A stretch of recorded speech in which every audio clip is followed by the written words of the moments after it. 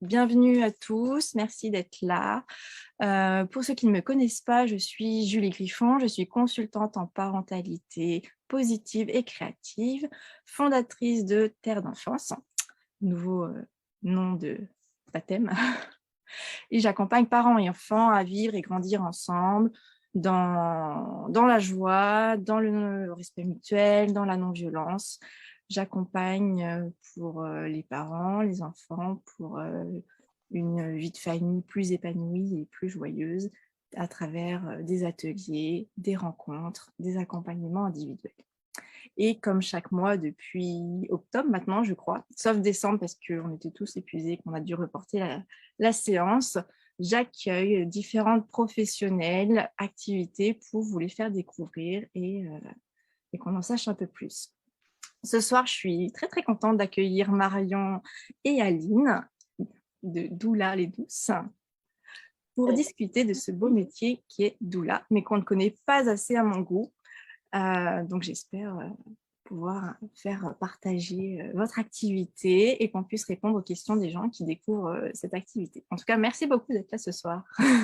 Merci à toi pour l'invitation.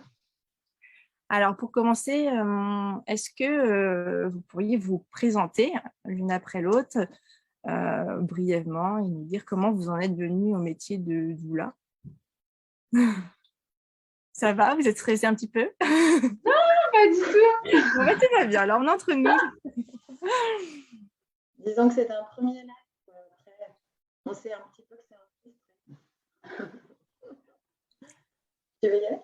Oh, non, ça va, je t'en prie. Alors, déjà, moi, j'ai envie de revenir sur... Alors, je ne t'entends pas très bien. Alors, je ne sais pas si les autres t'entendent. Est-ce que là, c'est mieux? Moi, je t'entends bien, oui. D'accord. Tu peux te rapprocher. La distance Covid.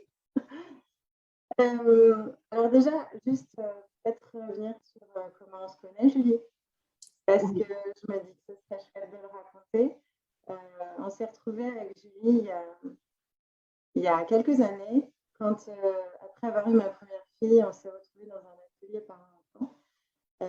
Et on a eu envie petit à petit de construire quelque chose autour du soutien à la parentalité. Et c'est comme ça qu'est née une association qu'on a cofondée donc, avec Julie, qui s'appelle l'Atelier des Castors. Et donc, ça date de 2018, début 2018. Voilà, donc moi, je me suis rapidement plongée dans la parentalité aussi, la psychologie, le développement de l'enfant, tout ce qui touchait à la féminité. Et donc après, petit à petit, j'ai eu envie de développer ça de plus en plus. Je me suis aperçue que autour de moi, j'accompagnais déjà pas mal les femmes qui venaient souvent vers moi pour être écoutées, être informées. Voilà. Et petit à petit, ça m'a amenée à vouloir creuser un petit peu ce sujet et donc à me former au métier de doula et les accompagner particulièrement autour de la période de grossesse. Voilà. Ok, super. Merci. Du coup, ouais, c'est Marion. J'ai rencontré Aline d'abord par téléphone. On a été mis en contact par la directrice de notre formation de doula. Et en fait, très spontanément, tout de suite, au début, on échangeait et sur la vie et sur le métier de doula. Et puis, on s'est assez vite rendu compte qu'on avait globalement une vision commune et qu'on avait aussi des envies de ne pas travailler seul et d'échanger, de partager et qu'on avait chacune en fait nos particularités, notre personnalité et qu'on voyait des ponts en fait entre nous deux. Et donc j'ai un peu commencé par plutôt la fin que le début, mais bon bref. Donc c'est comme ça qu'en tout cas on s'est rencontrés, que Doula les Douces est née. On avait déjà chacune en fait en tête et on était sur le chemin de nos reconversions professionnelles respectives. Et sinon, moi, comment j'en suis arrivée à vouloir devenir doula, Je pense que c'est un peu un mélange entre à la fois mon amour de l'écoute et de comprendre ce que vivent les autres, ce qu'ils traversent. Et j'ai l'impression d'avoir tout le temps, enfin, depuis petite, aimé faire ça, même écouter les adultes dans leurs discussions et voir même leur état d'âme, etc. Et donc, j'avais envie de ce lien et de cette dimension d'accompagnement. Et à côté de ça, en fait, il y a un truc un peu naturel pour moi autour de la naissance depuis que je suis très petite, parce qu'en fait, j'ai accompagné ma mère pour la naissance de ma petite sœur. Génial. Et en fait, je tenais très fièrement le brulisateur. Et du coup, après en maternelle, j'allais raconter la naissance de ma sœur. Et donc, les ATSEM et mes maîtresses étaient hyper choquées que je raconte des trucs dont elles se demandaient comment je pouvais avoir eu la connaissance. Et donc voilà, et en fait, tout ça mélangé au fait qu'en 2020, il y a eu un boom des naissances dans mon entourage et que de façon totalement spontanée, quoi, sans réfléchir, j'ai accompagné, mais au sens juste, je me tenais aux côtés de plusieurs de mes copines, et dont une avec laquelle j'ai partagé l'accouchement à distance parce que c'était pendant le confinement, le confinement. Et en fait, elle a eu plus de 30 heures de travailler. Et on est resté. Elle m'a écrit dès qu'elle a commencé le travail. Et du coup, je lui ai envoyé des notes vocales, je lui ai envoyé mes encouragements, tout ça, mais comme je l'aurais fait, comme je le faisais quoi, pour une amie qu'elle est. Et puis, à la fin de son accouchement, elle m'a dit « Merci Marie, non mais franchement, tu m'as trop aidée à réaliser mon projet. » Et elle m'a dit « J'ai trouvé ta reconversion, doula. » Et j'avais déjà cette idée en tête, mais que je n'avais pas du tout reliée à ce qui se passait entre nous deux à ce moment-là. Et du coup, c'est un peu comme venu confirmer une envie qui était en moi, mais que je n'avais pas encore partagée avec les autres. Voilà. D'accord, super. Enfin, super anecdote en tout cas. C'est top. Et du coup, la grande question, mais qu'est-ce qu'une doula? Parce que on en parle, enfin, ça commence à être connu, mais ça reste quand même assez discret, en tout cas comme activité, comme métier. Je suis pas sûre que vous soyez très très nombreuses non plus. Enfin, vous savez peut-être en même temps. Donc concrètement, une doula, qu'est-ce que c'est? Vaste question. Alors, déjà, oui, c'est vrai que c'est un métier plutôt confidentiel, mais qui l'est de moins en moins. Parce qu'il y a un peu une sorte d'intérêt, enfin, de regain d'intérêt autour de la naissance et des enjeux qu'elle fait émerger quoi, par essence. Et notamment aussi des enjeux de société, en fait, très importants. Et les réseaux sociaux ont permis de s'emparer de ces sujets-là et de libérer la parole, parce que c'est tout ce qui tourne autour de la maternité globalement,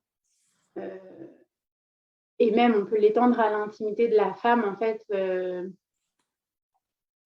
et souvent pas très considéré. Et donc, tout ce qui est peu considéré a souvent besoin de place, en fait, au contraire. Et donc, voilà. Et du coup, il y a quand même une arrivée de doula maintenant de plus en plus, dont on fait partie, hein, bien sûr. Et alors, une doula, c'est en fait une accompagnante. Dans le sens le plus commun, c'est vraiment plutôt une accompagnante périnatale, donc une femme c'est souvent une femme, mais je sais qu'il existe des doulas hommes. Ah oui? Très, très rare, ouais. Et il y a notamment un Français qui est d'abord ostéopathe. J'ai mangé son nom. Mais, et il exerce en Afrique du Sud. Et il est doula. Dans le sens commun. Pardon. Ah non, je croyais que quelqu'un avait la réponse. J'étais là, vous êtes trop forte, Julie.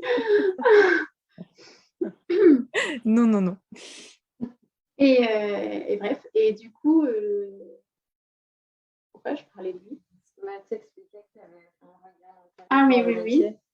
Oui, et que en fait, globalement, les doulas travaillent autour de la périnatalité, enfin, dans le domaine de la périnatalité, et donc pour accompagner les femmes et les parents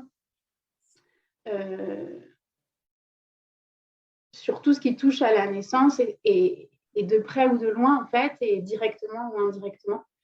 Et donc, ça peut aller du désir ou non désir d'enfant à l'IVG, en passant par le jour même de l'accouchement, les premiers mois du bébé, les difficultés maternelles, mais on peut aussi très bien accompagner un bonheur total, quoi. Enfin, il n'y a pas de règle, en fait. On n'accompagne pas seulement les femmes qui sont en très grande difficulté. Ni que celles qui veulent faire. Parle plus fort, Aline, s'il te plaît. Je vois qu'on ne t'entend pas très bien. Je disais ni que celles qui veulent avoir un accouchement naturel et physiologique. Vous ne m'entendez pas? Non, c'est bizarre. Oui, Aline disait du coup que en fait, là c'est bon? Oui, c'est nickel. Je pense que le micro est de ton côté, du coup, on t'entend très bien. Bah, on va faire un switch de place.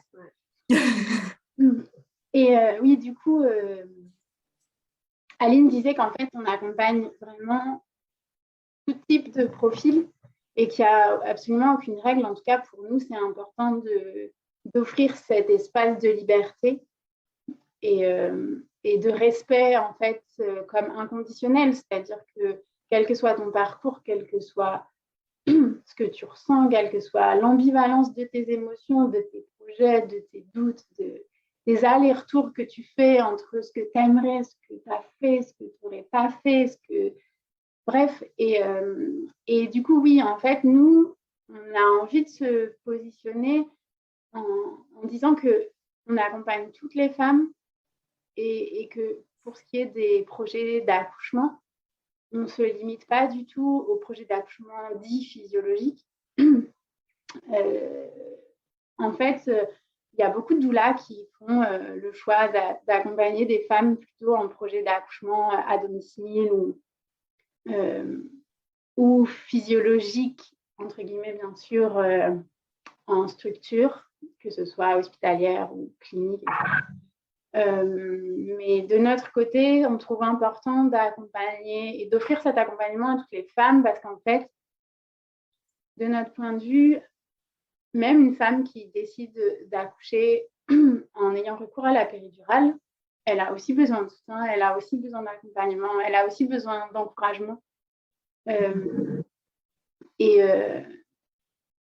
donc, voilà, c'est important pour nous de préciser ça et de se positionner comme en fait ouverte à peu importe la situation vécue par la femme. C'est vrai que souvent, quand on pense doula, on pense naissance physiologique, voire à domicile, un peu contre-courant finalement, en dehors de l'hôpital. Est-ce que vous êtes accepté facilement du coup en salle de naissance, à l'hôpital, dans les cliniques? Parce que souvent, en dehors du confinement, hein, bien sûr, et des protocoles sanitaires, mais est-ce que les doulas sont acceptés assez facilement dans les structures hospitalières? Non, vas-y. Ça dépend, je me rapproche du coup, est-ce que là ça va? Oui, là ça va. Ça dépend vraiment des maternités et des structures. Ça dépend de l'historique, ça dépend des personnels en place. Donc c'est très variable en fait. Il n'y a pas vraiment de règles établies. Souvent quand même, c'est aux familles, lors des rendez-vous avec les sages-femmes et les équipes médicales, d'abord de parler de leur doula et de leur souhait d'être accompagnés par leur doula. Et puis petit à petit, ça peut se mettre en place. La situation actuelle fait que c'est fortement compliqué d'accompagner des couples, en fait, parce que les mamans solo, c'est possible, puisqu'elles ont droit à un accompagnant, mais les couples, peut-être il y a des maternités qui l'acceptent, je ne sais pas. En temps de Covid? Ouais, il ne me semble pas. Et du coup, quelle différence en fait avec la sage-femme? Parce que vous êtes assez proche, la sage-femme accompagne aussi la préparation à l'accouchement, le jour J. Donc, quelle est la subtilité, en fait, la différence J'imagine que c'est une question classique. Ouais, merci pour cette question. Elle est intéressante parce qu'en fait, elle revient souvent et c'est drôle parce que même les sages-femmes, moi, ça m'est déjà arrivé d'avoir des discussions avec des sages-femmes hospitaliers et hospitalières qui, elles et eux-mêmes, n'étaient pas trop sûres de la différence. Du coup, nous, en fait, on s'inscrit vraiment dans une profession qui n'est pas médicale, qui n'est pas non plus paramédicale.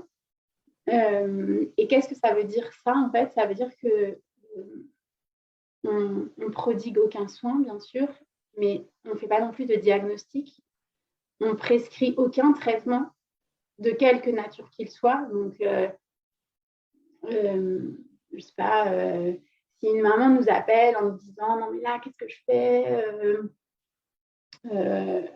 admettons elle est je sais pas, à 40 semaines d'aménorrhée, donc potentiellement sur le point d'accoucher à tout moment. Et enfin, je sais pas, elle nous demande à nous un conseil parce que soit elle a perdu la poche des os, soit elle a des saignements, enfin, je ne sais pas quelle pourrait être sa situation. Et bien, nous, en fait, à aucun moment, on doit lui dire non, mais t'inquiète pas, c'est rien, ou non, mais je pense que ça va aller. En fait, dans ces cas-là, on renvoie vers les professionnels de santé. Et c'est vraiment un point d'honneur pour nous de respecter ce cadre-là. Et en fait, les sages-femmes, ça va même plus loin que ça, c'est qu'elles ont un champ monopolitique. C'est-à-dire qu'il y a carrément un décret, je crois, ou une ordonnance qui vient déterminer les actes qu'elles sont seules à pouvoir exercer, bien sûr, les médecins aussi, mais et du coup, typiquement, il y a des mots comme des mots et aussi concrètement la transmission des cours de préparation à la naissance. Ça fait partie du domaine réservé des sages-femmes. Parce qu'en fait, les cours de préparation à la naissance sont des cours qui apportent une information médicale et pas juste scientifique. Et donc voilà, ça fait partie des choses que les sages-femmes sont seules à pouvoir proposer et que nous, du coup, on ne propose pas. Mais en revanche, la petite subtilité, c'est que on respecte le champ des sages-femmes, d'exercice des sages-femmes, mais nous, on peut apporter de l'information et on veut à ce qu'elle soit obligée. Je ne sais pas si tu veux expliquer ce truc-là. Je vais peut-être juste compléter en disant que les femmes, dans leur suivi de grossesse, elles ont un suivi et un parcours médical avec des examens obligatoires et non obligatoires, mais avec des examens, et ces examens sont faits par une sage-femme ou un médecin. Nous, on peut accompagner les femmes ou les couples dès la préconception, puisque là, on parlait de grossesse, pendant toute la période de grossesse, au moment de l'accouchement et en postnatal. Et en fait, l'accompagnement d'une doula se fait essentiellement dans la continuité parce qu'on tisse une relation de confiance. On apprend à vraiment bien se connaître, on fait nos rencontres, les rendez-vous qu'on fait avec les femmes et avec les parents, elles durent 2 heures à 2h30 et on va être vraiment là pour écouter, pour accueillir les émotions, pour être là aussi dans les questionnements que peuvent traverser les femmes et les couples et aller à la recherche d'informations. Et on est leur personne ressource, en fait, dans la continuité et sur laquelle ils peuvent s'appuyer. On est disponible pour eux et voilà, on les accompagne vraiment de manière très globale. Et Et on tient beaucoup à ce lien de confiance entre nous. Tu parlais des informations objectives, les informations qu'on transmet aux parents, aux femmes et aux familles qu'on accompagne. On veille à ce qu'elles soient toujours sourcées. Ce n'est pas des informations qu'on sort n'importe où ou qu'on va aller chercher sans vérifier. On a une bibliothèque d'ouvrages aussi qu'on peut prêter aux familles. Julie, je te vois sourire parce qu'on l'a aussi pour l'association L'Atelier des Castors, la bibliothèque d'ouvrages. Ce n'est pas tout à fait les mêmes thématiques là, mais et donc bon, c'est déjà un très, très bel outil pour les femmes et pour les familles de pouvoir avoir des ouvrages, des documentaires sur lesquels s'appuyer. Et puis nous, dans nos recherches, on fait aussi très attention aux informations des livres. Et si toutefois, de toute façon, ça dépasse notre champ de compétences, on renvoie vers des professionnels, on travaille en réseau, donc on renverra vers le professionnel compétent ou le professionnel qui suit déjà la femme sur le plan médical. Ok, super. Oui, vous êtes vraiment en fait dans l'écoute, dans le relationnel, l'écoute des émotions. Enfin, parce que c'est vrai que quand on est enceinte ou autour de la grossesse, enfin, on se pose mille et une questions, on vit des montagnes russes émotionnelles, enfin, clairement, et on n'est pas forcément, enfin, les sages-femmes ou les médecins n'ont pas forcément le temps, parce que c'est rapide, un rendez-vous chez une sage-femme, le temps. Donc, ils n'ont pas forcément le temps, en fait, de pouvoir avoir tout cet espace de parole, finalement. Et puis, il y a tellement d'informations sur Internet que je pense qu'on est vite perdu, on se pose mille et une questions, on a plein de doutes et comment faire le tri dans toutes ces informations qu'on voit. Ça permet d'y voir un peu plus clair, plus objectivement, peut-être en étant accompagné. Oui, exactement. Et du coup, merci parce que ça me fait penser on pourrait dire mille choses, donc évidemment, on ne va pas du tout être exhaustif ce soir, mais ça me fait penser à quelque chose qui est aussi important.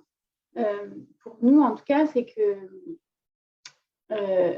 quand on accompagne une femme et son entourage, on n'a pas d'objectif, si ce n'est d'être là pour elle, quoi. Et qu'est-ce que ça veut dire pour nous d'être là pour elle? Ça veut dire qu'en fait, c'est elle qui nous guide. Et du coup, on ne lui fixe pas d'objectif. Elle peut nous emmener dans ses objectifs qu'elle a définis, mais si ces objectifs ils changent toutes les semaines, et ben nous on suit en fait. Et pourquoi on est dans cette démarche-là? Parce que en tant que doula et en tant que personne même, on considère que par l'écoute, par l'accompagnement, par le respect de ce qu'est la personne, de ses ambivalences, de ses émotions, et aussi par le fait de ne pas apposer d'étiquette, ce qui permet à l'autre de ne pas se sentir enfermé, que ce soit consciemment ou inconsciemment, dans un comportement, un profil type, etc. Ça permet à chacun, à chacune de cheminer en toute autonomie, en toute liberté.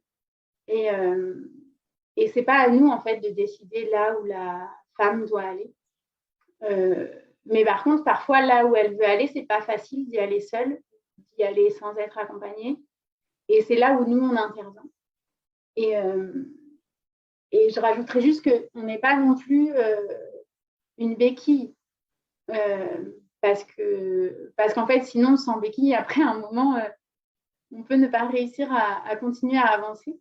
Et donc, nous, en fait, on pense que notre métier est indispensable, mais nous, ce qu'on veut, c'est pas être indispensable à la personne, puisqu'on veut juste l'accompagner vers la voie de son autonomie et de la croyance qu'elle a, qu'elle va acquérir peut-être en ses propres capacités, quoi.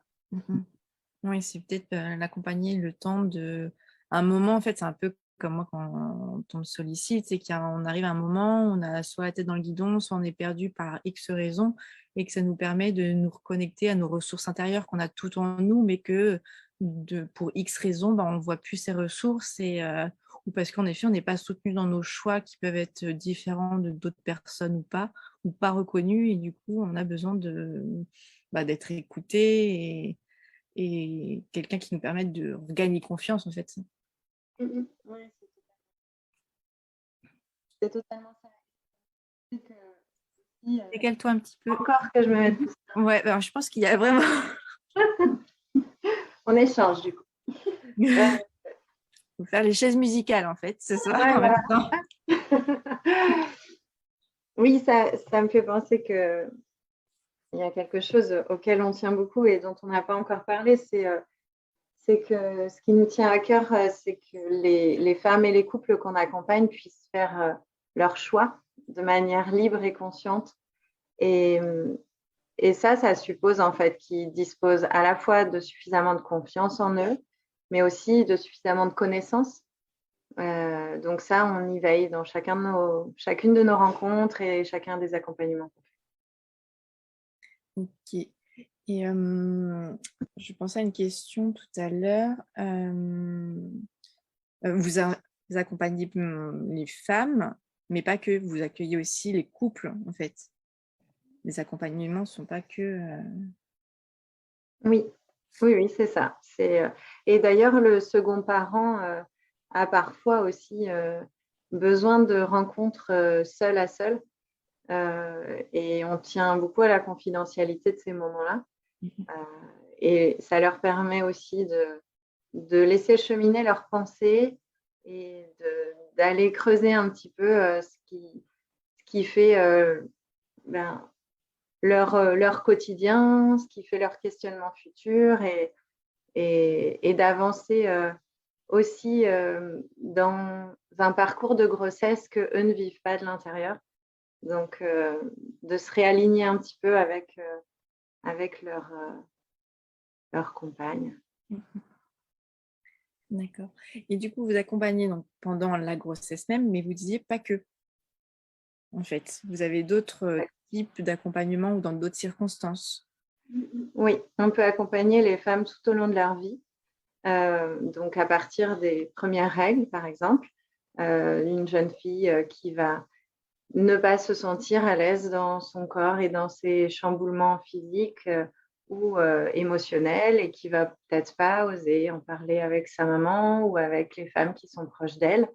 On peut totalement l'accompagner. On fait des cercles aussi de jeunes filles. C'est quelque chose qui nous tient à cœur pour pouvoir ouvrir des espaces de parole à tout âge. Et donc, tout au long de la vie, comme ça, quels que soient les changements, les périodes de bouleversement, c'est aussi les parcours de PMA, les périodes de préconception, les deuils. Voilà, on va accompagner effectivement les périodes de grossesse, les périodes postnatales, qu'on ait ou pas accompagné les grossesses, c'est totalement possible. C'est comme une présence à l'accouchement, on peut aussi être présente à l'accouchement et en postnatal par exemple, mais on préfère connaître la maman et l'avoir suivie avant évidemment. Le lien qui se tisse n'est pas le même. Et après, on peut totalement suivre une femme tout au long de sa vie et notamment en période de préménopause, il y a aussi de nouveau des chamboulements qui sont perturbants, donc pour lesquels on peut avoir besoin d'une doula. D'accord. Et tu parlais de cercle de femmes. De quoi s'agit-il en fait? Comment ça se passe? Ouais, tu as envie d'en parler? Vas-y. Faut que tu te rapproches. Chaise musicale, on tourne. Un gros plan là, c'est ça? Voilà. Et là, c'est bon? Oui, et moi je t'entends bien en tout cas. Ok. Oui, du coup, en fait, on propose des temps d'échange et surtout d'écoute qui sont en fait des espaces de parole, des groupes de parole que nous, on a appelé cercle de femmes, un peu comme pour se réapproprier ces mots qui sont parfois un peu galvaudés ou réservés dans l'imaginaire collectif à des pratiques très spirituelles. Pour nous, ce n'est pas du tout le cas. on souhaite vraiment offrir ces espaces un peu dans la même démarche que la façon dont on accompagne les femmes et les familles. Donc, en fait, le principe du cercle de femmes, c'est que on se retrouve à une date et une heure donnée avec plusieurs autres femmes qui ont souhaité participer à nos cercles. Et soit sur un thème libre, soit sur un thème donné. Donc, ça peut être, nos thèmes un peu fétiches, et récits d'accouchement, parcours PMA, désir ou non-désir d'enfant. Mais voilà, ça ne se limite pas du tout à ça. Ça peut être d'autres thèmes et des thèmes libres. On avait fait aussi un thème sur la rentrée qui avait eu beaucoup de succès, avait débouché sur des beaux partages. Et donc, du coup, le principe de ces cercles, en fait, c'est que nous, on aime bien proposer une ambiance un peu cocooning et chaleureuse qui inspire confiance. Et donc, on fait un petit accueil.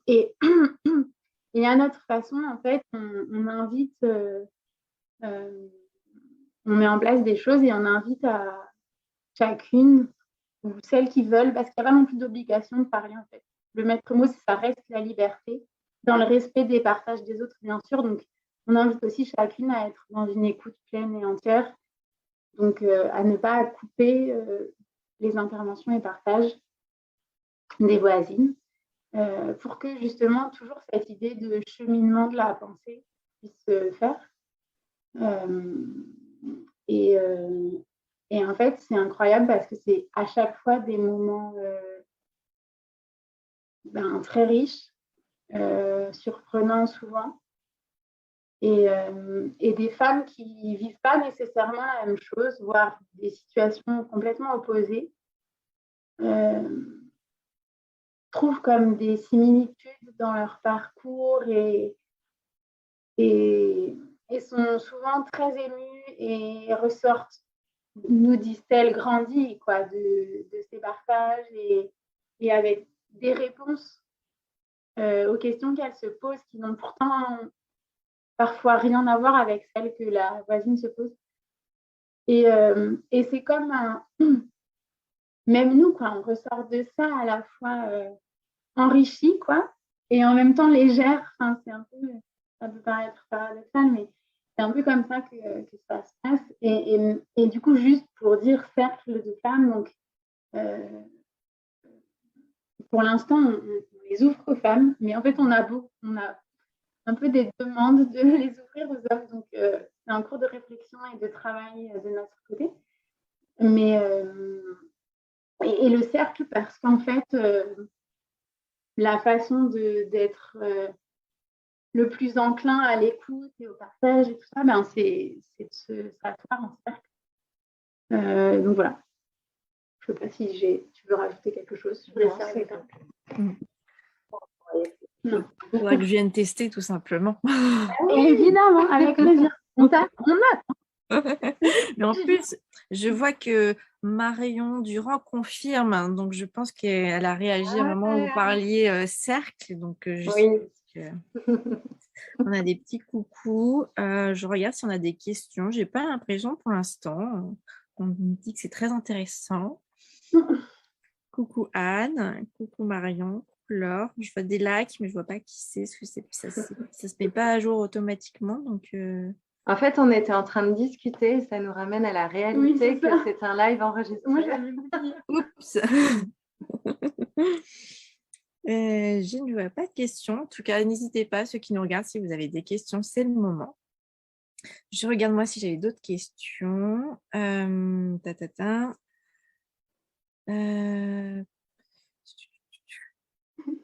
Donc concrètement, un accompagnement, donc ça se fait sur plusieurs séances et c'est à domicile, c'est un cabinet, c'est... Bonne question. C'est des rencontres qu'on fait à domicile. On va toujours chez la femme ou le couple qu'on accompagne. On n'est pas une profession qui a vente de cabinet. Ça aussi, c'est quelque chose qui relève du domaine de la sage-femme. Nous, on va à domicile. On peut d'ailleurs être payé en CESU, en fait, hein, parce que c'est un chèque emploi service universel, puisque c'est un service à domicile. Nos cercles de femmes, par contre, alors peuvent totalement être organisés à domicile. C'est une femme qui veut le faire avec son entourage. Et nous, par contre, la façon dont on l'a pensé, c'est plutôt d'accueillir les femmes dans une salle dédiée qu'on a à Saint-Jean-de-Bray.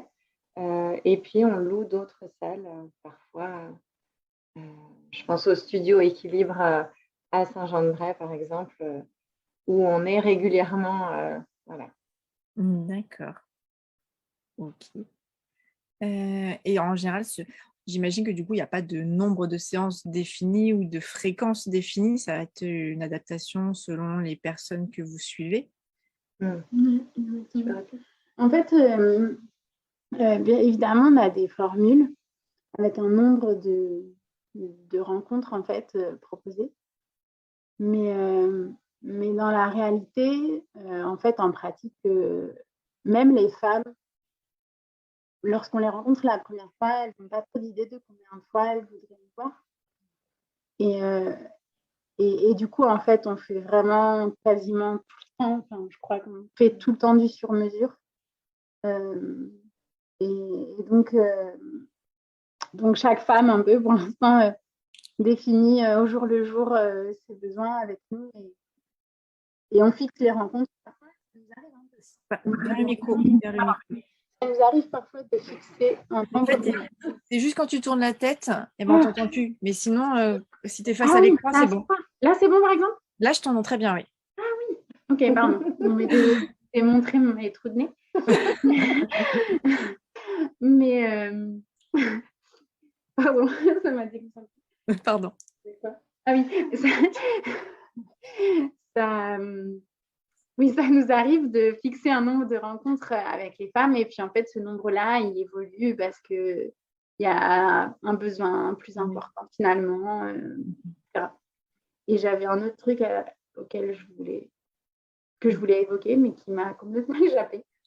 Mais du coup, là, vous êtes toutes les deux là ce soir, mais vous ne faites pas des consultations à deux. C'est chacune suit des familles. Oui. Non, mais tu as raison. Merci de nous poser ces questions parce qu'en fait, pour nous, c'est tellement clair dans notre tête que parfois, je pense qu'on oublie de le préciser et carrément d'informer les gens à ce sujet.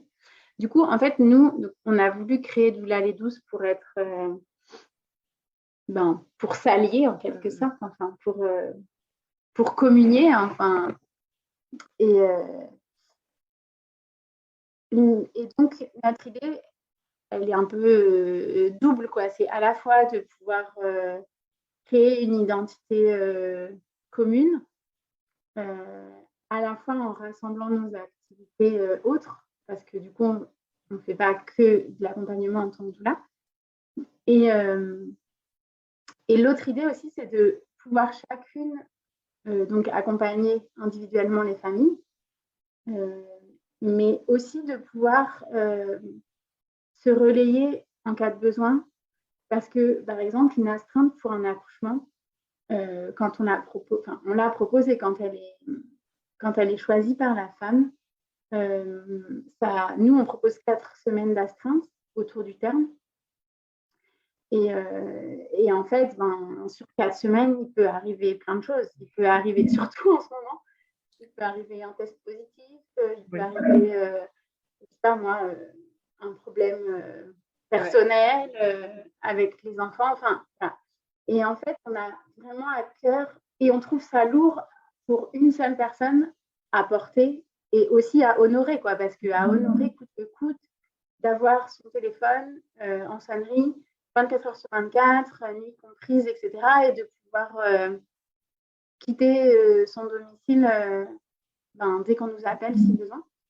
Et du coup, c'est aussi ce dont on avait besoin, en fait. Et en ça, on s'est trouvé, c'est-à-dire qu'on peut se relayer, qu'on parle de l'autre à nos clientes, même si, a priori, il n'y aura peut-être pas besoin de son intervention, mais au moins, on sait que à la fois nous, on peut compter l'une sur l'autre. et que la femme aussi, en fait, elle peut sur c'est année ou rassurant. mois, voilà. Mais tu as raison vraiment de souligner ce point, c'est qu'on accompagne seul. Mais c'est vrai que c'est rassurant de savoir que s'il y en a une, si vous n'êtes pas joignable pour ces raisons, j'imagine qu'elle peut du coup s'appuyer sur une deuxième personne. Ok. Et du coup, comme tu soulignais, je vois qu'il y a une question. Comment faites-vous pour vous faire connaître des parents ou des femmes? Eh ben, on fait des lives Facebook. Exactement. C'est l'enjeu de la communication de tout entrepreneur et nous sommes aussi entrepreneurs. C'est ça. Et alors, comme tu disais, Marion, tout à l'heure, donc vous êtes doula, mais pas que, vous avez d'autres propositions que vous faites du coup justement à deux. Donc, les cercles de femmes, vous les animez à deux ou pas nécessairement. Et je crois que vous avez d'autres activités aussi à proposer. Tu veux commencer ou...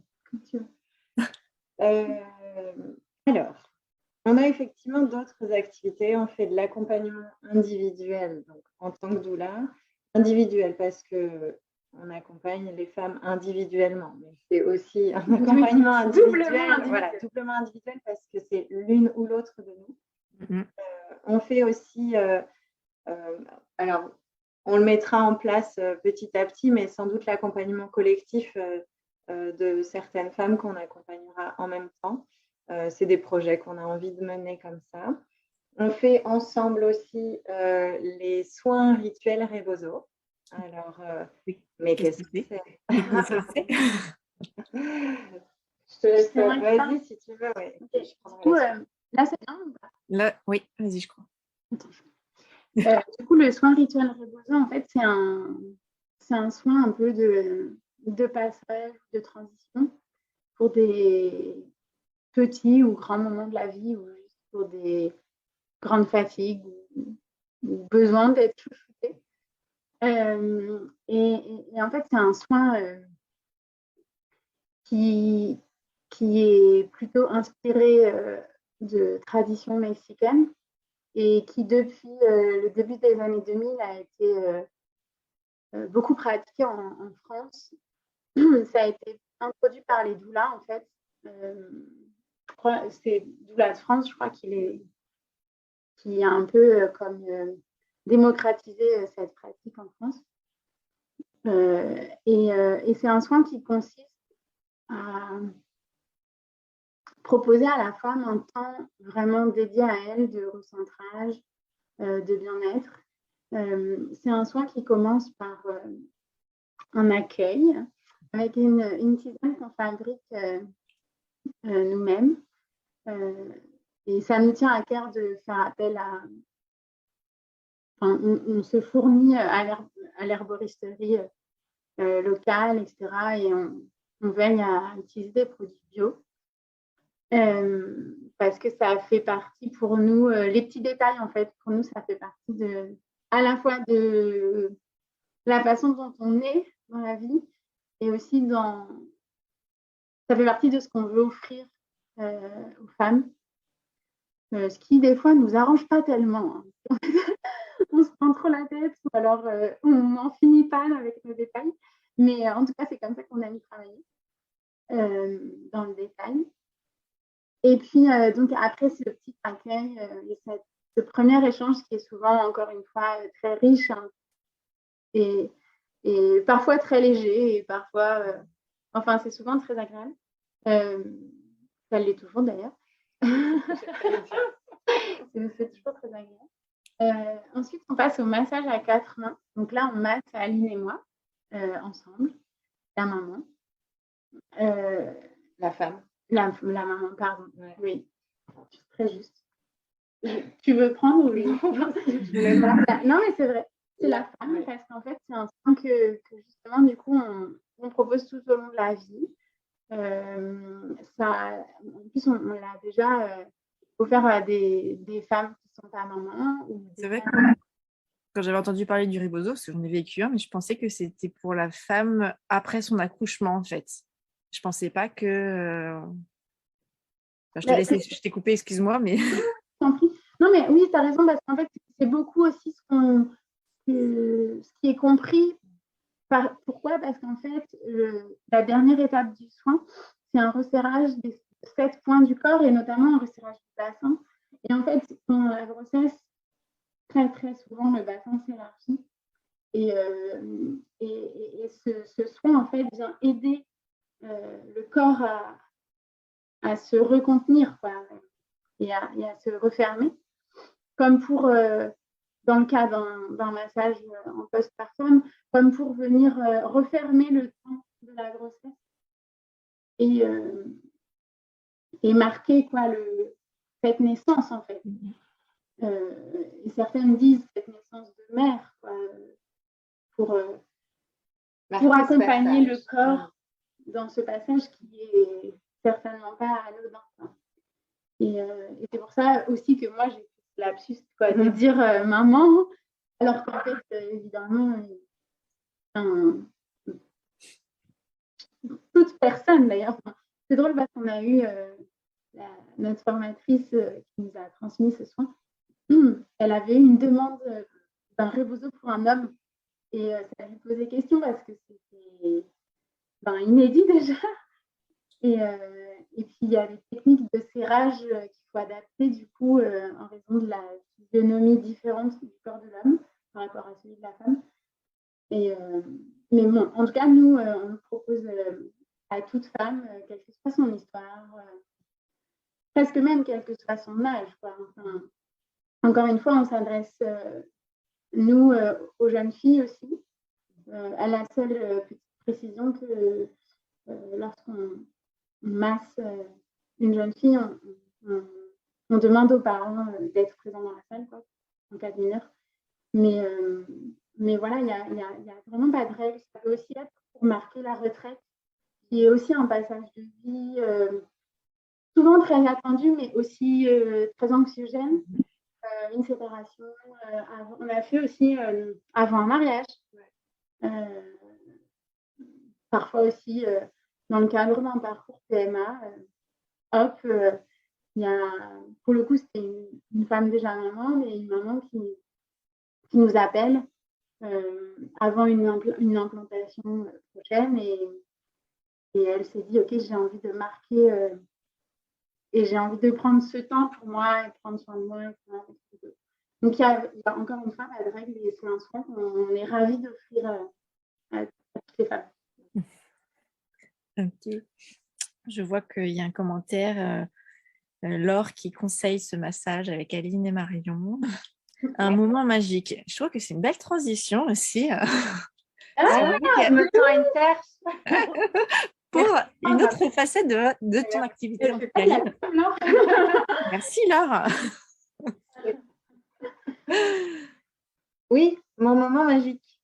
C'est des ateliers que j'anime depuis 2018, depuis la création de notre asso, Julie. Des ateliers qui prennent différents formats parce qu'ils s'adressent à la fois aux enfants, ils s'adressent à la fois aux femmes, et à la fois aux enfants et aux parents. C'est des moments d'éveil au bien-être qui sont très ludiques. Les durées sont variables et les thématiques sont différentes d'un atelier à l'autre et on vient beaucoup travailler autour de la gestion des émotions, on vient travailler autour du lien parent-enfant et de la complicité quand c'est des duos parent-enfant. Pour les temps entre femmes, nos cercles de femmes, comme Marion les a décrits, sont assez proches de ce que je propose dans mon moment magique, à la différence près que moi j'ai un déroulé dans mon moment magique avec des activités que je propose autour de la relaxation, autour de différentes pratiques de bien-être qui vont permettre de se sentir mieux et plus légère et de repartir dans son quotidien avec un regard neuf. J'anime aussi des ateliers ukulélé pour les bébés avec leurs parents depuis récemment. Voilà, c'est hyper chouette. Et on a aussi en commun les célébrations de grossesse qu'on peut appeler aussi Blessing Way. Donc ça, on les anime à deux et totalement sur mesure en fonction des besoins et des envies de de la femme enceinte qui, du coup, se réunit avec quelques proches. Et nous, on va venir sur le temps qu'elle aura choisi, en fait, pour les accompagner et marquer à l'aide de petits moments de partage. Ouais, c'est ça. Et de rituels pour célébrer vraiment sa grossesse et son état de femme enceinte euh, jusqu'à l'accouchement. Voilà. Et Ça, on le voyait un peu plus dans les films un peu américains, je crois, les Blessing Way, non? alors peut-être. Moi, j'ai l'impression que ce qu'on voit davantage, c'est les baby showers qui sont Ah du oui, coup là une fête où tu viens célébrer le bébé. d'accord, La Blessing Way, elle vient vraiment célébrer la maman. d'accord. Et là, on se centre autour de la maman. Alors, tu peux avoir de la peinture corporelle sur le ventre, tu peux avoir voilà, plein de choses parce que ça dépend beaucoup aussi des goûts de la maman, de ses envies, de ce que peuvent proposer aussi ses amis ou ses proches qui sont présentes. Voilà, parfois, les femmes présentes veulent aussi participer, parfois pas du tout. Donc, voilà.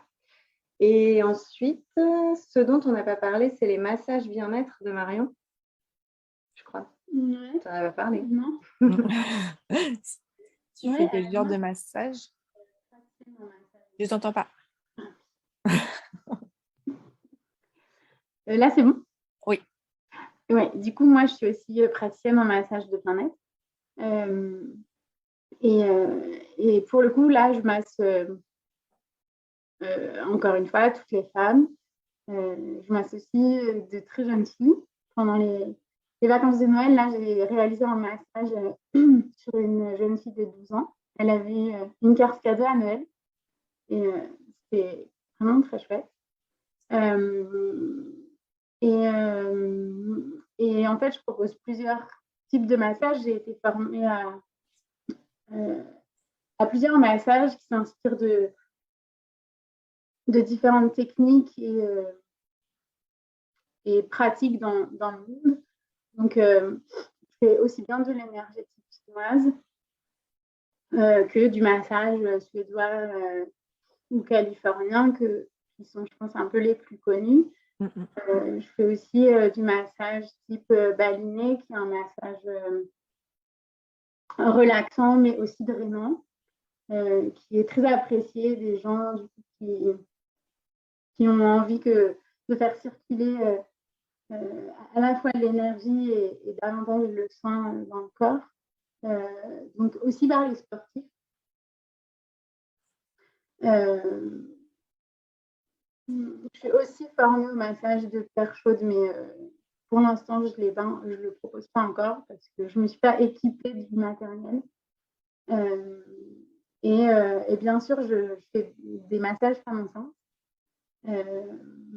qui sont aussi plutôt très appréciés. En général, les massages femmes enceintes, je les propose au sol, quand il est encore possible pour la maman de se relever après, même si bien sûr je l'aide, mais il y a des femmes qui préfèrent par exemple que je réalise le massage sur leur lit. Et le massage femme enceinte, il est vraiment particulier parce qu'en fait, j'apporte un soin et une façon de travailler vraiment spécifique. Du coup, moi, en fait, je masse les femmes allongées sur le côté.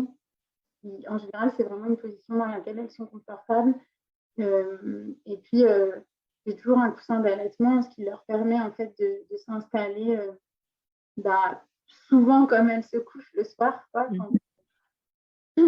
et, évidemment, les bienfaits des massages sont souvent un peu spectaculaires quand on regarde la tête des gens sortir soit de leur sommeil, parce que certains s'endorment, soit juste de leur bulle de bien-être. Mais chez les femmes enceintes, c'est relativement impressionnant parce que le corps quand même peine pas mal.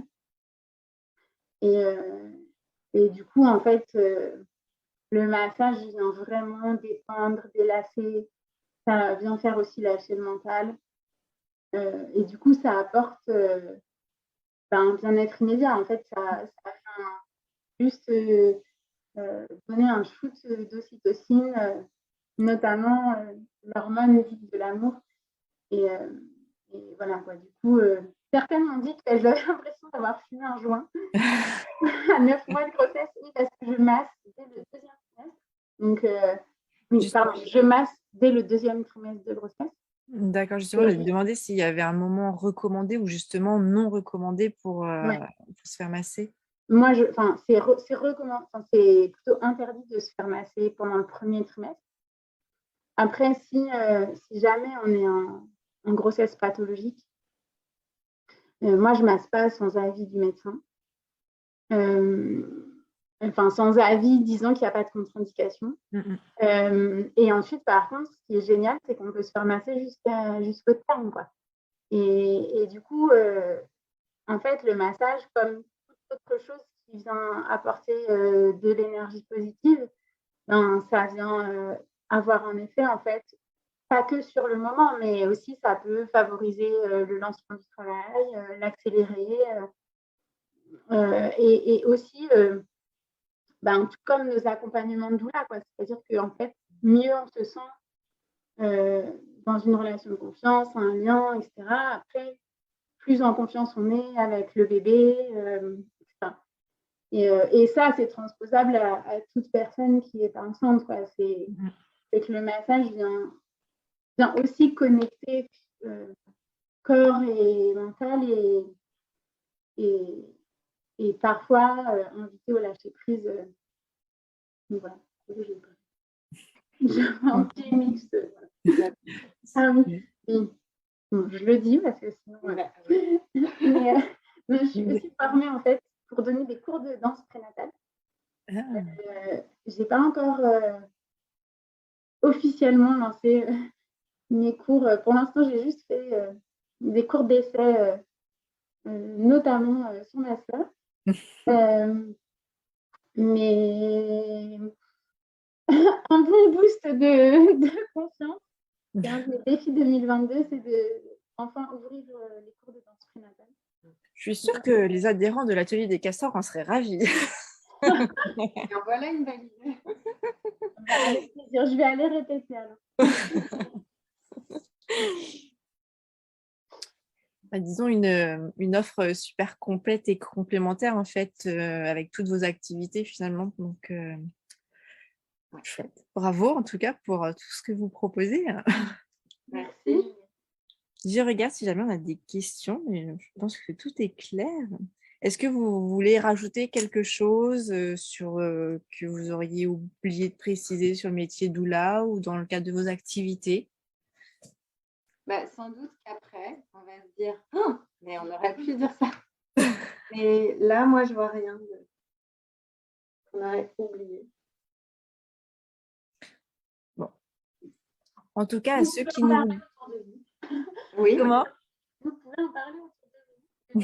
Bien sûr. En tout cas, ceux qui nous regardent ou ceux qui vont nous regarder en replay, vu que le live va rester sur ma page indéfiniment. Et peut-être que je vais me décider à faire la page YouTube pour rebalancer tous les lives qui auront été faits. En tout cas, s'il y a des personnes qui ont des questions entre-temps d'ici là, n'hésitez pas à les mettre sous la vidéo. Et les filles, j'imagine, je vous taguerai si jamais je vois qu'il y a des questions. Et je pense qu'il n'y aura pas de souci pour y répondre par la suite. Dernière question. Comment vous contacter, où vous trouvez, comment savoir ce que vous proposez, votre actualité, tout ça, tout ça? Alors, on est sur Facebook et sur Instagram sous le nom Doula les Douces. On a un compte commun sous ce nom-là et donc c'est Marion et moi qui gérons. Je ne sais pas ce que Marion va faire, mais elle a une idée lumineuse. Ah, notre carte de visite. Lumineuse, je ne sais pas.